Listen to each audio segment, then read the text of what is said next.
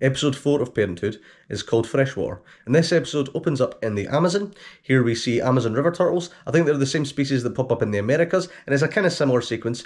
We see that there's all these females that come and lay their eggs at a specific time to coincide with when the rains come. Because their hatchlings have got to dig their way out of their nest, they really need the rain to soften up the sand. However, if the rains come too heavy, which they have done the last few years, then it can actually drown them. So there really is a fine balancing act, and they basically see the females laying the eggs and then they're kind of leaving it up to nature. And in this particular year, the rains do come early, so some of the nests do actually get drowned out. And because some of the eggs do hatch, there's a bit of tension to see which ones will actually survive. Most of the ones that do hatch look like they do survive, to be fair. There's quite a lot of hatchlings that make it out there, and it's quite a nice spectacle seeing all these little hatchlings emerge and make their way to the water. It's quite nice. That's an alright way of opening the episode. The footage of the turtles was all great. And yeah, it was quite good. It's not something you see that often, so yeah, I enjoyed that. Then we move to what looks like Florida, or at least the southern states of the US. Here we see we're in the swamps, and we see swamp canaries. Now this isn't a species of bird that I'd ever seen before or heard of, and we see this pair, they've got a nest in a tree, and they're feeding other chicks. What I thought was really interesting there was watching them discard of the droppings. They say they dispose of them in a bag, and to be fair, it does look like a little bag. Is that how their droppings look? I don't know. I'd have liked more detail on that, to be honest. And there's 7 chicks, so when it gets to the point where they're just getting a bit too big for the nest, they all make their way out. We see the first few chicks, the strongest ones, be able to fly away. However, other ones aren't so lucky, they land in the water. There's a lot of predators in there, so they've got to make their way back to the trees, and the parents are able to help them by sort of luring them with insects to lure them back up. And it was alright, it was an interesting sequence, not a bird I've ever seen before or heard of, as I said. And yeah, that was interesting as well. Then we see cichlids in the Amazon. We see a family of cichlids leading their brood away from where they're hatched to an area where they're able to sort of grow up. And it's alright, the journey's interesting. We see them bump into another cichlid, which isn't happy with them being there. We see them get to their destination where there's all these springs, where the young can learn to swim. And it was fine. It's probably one of the weaker parts of the episode, to be honest. Then we see poison dart frogs. So this is a sequence I hadn't seen before in life, whereby we see a male carrying his tadpoles to a pond. He does this individually, and obviously he's got a few tadpoles to do this for.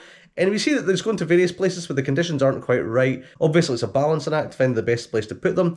And we see there's this one frog, I can't remember this frog species' name, where they call in the night, and the poison dart frogs know that that species of frog.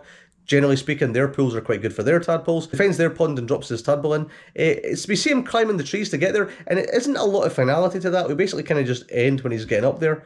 It's a good sequence. Again, it does add to the sequence we got in life. Maybe it doesn't have the same epic energy to that one, but it's still pretty cool, and I did like that. It was a pretty good sequence. And next we see the Namakwa sand grouse. So this is basically the same thing we got in Planet Earth 2. And when I saw this was coming up, I was like, okay, I've seen this before, I'm not really interested. I was kind of prepared to kind of just, turn my brain off a little bit. But this was actually probably one of the best parts of the episode, where we see the parent sandgrouse have got to get to the water, to absorb the water in their feathers, to bring it back to their chicks. But to do that, they've got to run the gauntlet against some birds of prey. We see a lanner falcon, 2 species of eagle. So there's kind of 3 antagonists in the sequence, which I think is good. It kind of feels like a kind of Wild Westy kind of sequence. It's pretty cool. And we see all these sandgrouse go to the water, and that's when the birds of prey come out. They take them out in the wing.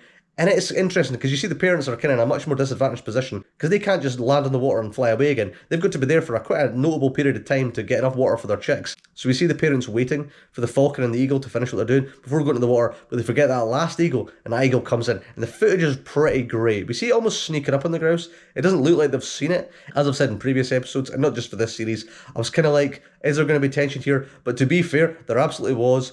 The male does get away, to be fair, the parent does get away. However, it did feel, for just a little second, that it might not. And that was pretty cool. So yeah, I really enjoyed that sequence. It was surprising, because I wasn't really prepared for it to be very good. But it was actually one of the best parts of the episode for me, and maybe the highlight.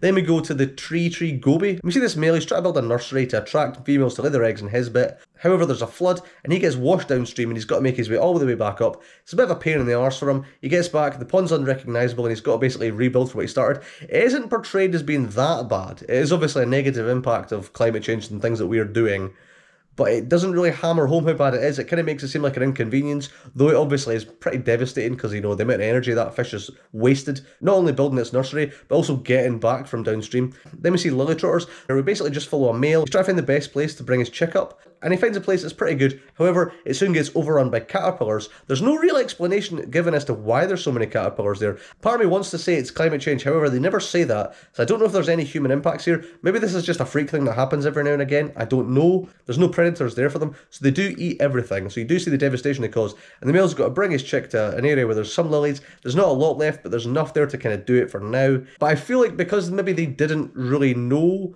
if it was climate change or not. They didn't want to hammer home how bad it was. I feel like in these series they kind of do just want to talk about things that are bad because of climate change, not so much negative impacts just from the natural world. And then the last major bit of footage we get are African elephants. They're always pretty good to see. I mean, elephants are pretty charismatic. We all like elephants.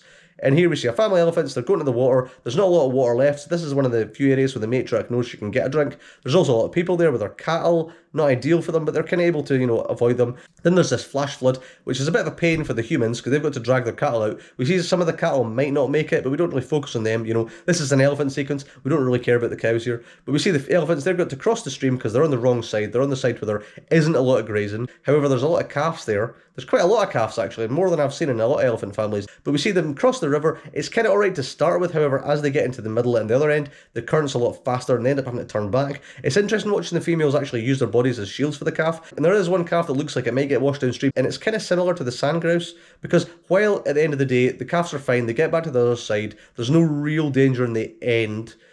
I did actually feel like the calves might get washed away. I don't really know why, because that's very unlike these series. Usually we're very cutesy, but I was kind of like, maybe it could. It didn't at the end, so it did play out how they usually do.